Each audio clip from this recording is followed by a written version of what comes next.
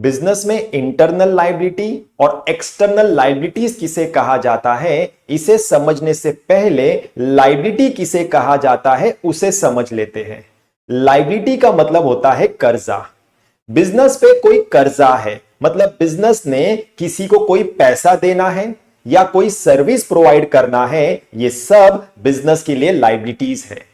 ये समझ में आ गया।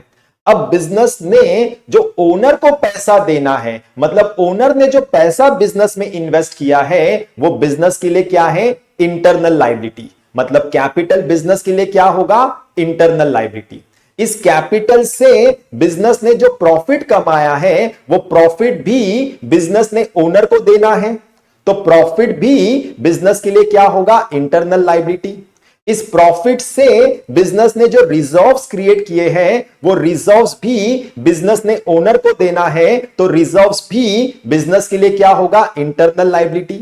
मतलब कैपिटल, प्रॉफिट और रिजर्व्स बिजनेस के लिए क्या है, इंटरनल लायबिलिटी। ये भी समझ में आ गया। अब बिजनेस ने जो आउटसाइडर्स को पे करना है या कोई सर्विस प्रोवाइड करना है, ये सब बिजनेस के लिए एक्सटर्नल लायबिलिटीज है। आउटसाइडर का मतलब ही होता है अदर देन ओनर। तो bank loan, creditors, bills payable, bank overdraft, outstanding expenses, pre received income, ये सब बिजनेस के लिए क्या है, एक्सटर्नल लायबिलिटीज। ये भी समझ में आ गया।